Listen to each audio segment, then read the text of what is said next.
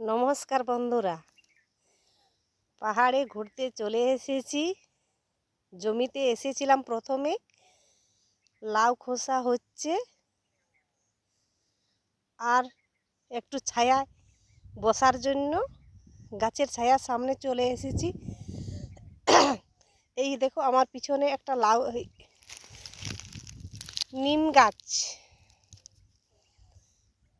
নিম গাছের পাতা ঝরে কচি কচি পাতা হচ্ছে।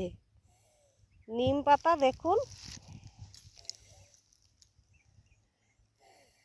নিম পাতা এখন প্রথমে ছোট ছোট বেরোচ্ছে, এগুলো লাল লাল, তারপরে সবুজ হয়ে যাবে। এখন যদি আলু বা বেগুনে নিম পাতা দেয়া হয় তাহলে খেলে শরীরের পক্ষে খুব উপকার হয়। আর ছোট বাচ্চাদের শরীরে খোস পিঁচিড়া যদি বের হয়ে থাকে তাহলে কাঁচা হলুদের সঙ্গে নিম পাতা বেটে মাখিয়ে দিলেও অনেকটা ভালো হয়।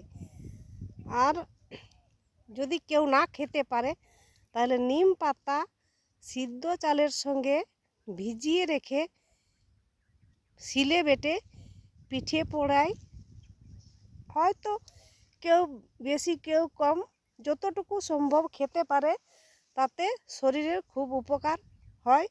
ভিতরের যে জীবাণুগুলা মারা যাবে।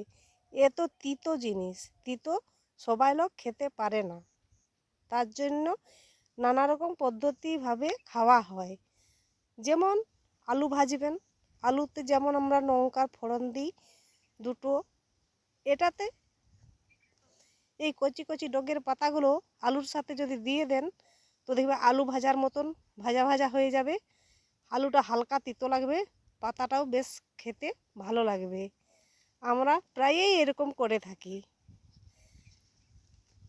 আর যখন এতে এবারে ধরুন এই যে ফুলের দেখা যাচ্ছে, ফুলের পাপড়ি যেগুলো দেখা যাচ্ছে, এটা ঠিক পোস্ত দানার চেয়ে একটু বড় বড় যখন হবে তখন বেটে বড়া বানানো হবে।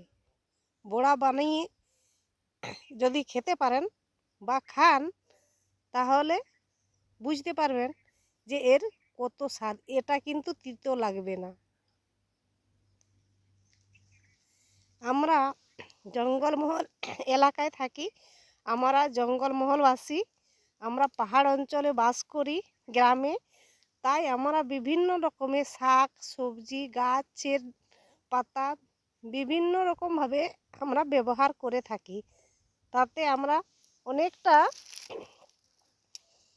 মনে করি যে লোক বাজার থেকে কিনে এলে আজকের জিনিসটা কালকে পাওয়া যাবে, কালকেরটা পরশু পাওয়া যাবে, আর আমাদের সব সময় টাটকা পাওয়া যায়।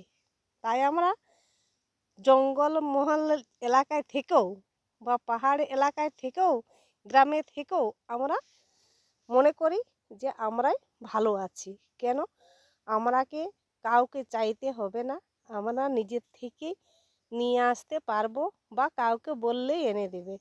কিন্তু বাজার শহরে না কেউ নিয়ে গেলে বাজারের লোক কোনোদিনও খেতে পাবে না। আর যদি পাবে তা আজকের জিনিস কাল, কালকের জিনিস পরশু, এইভাবে।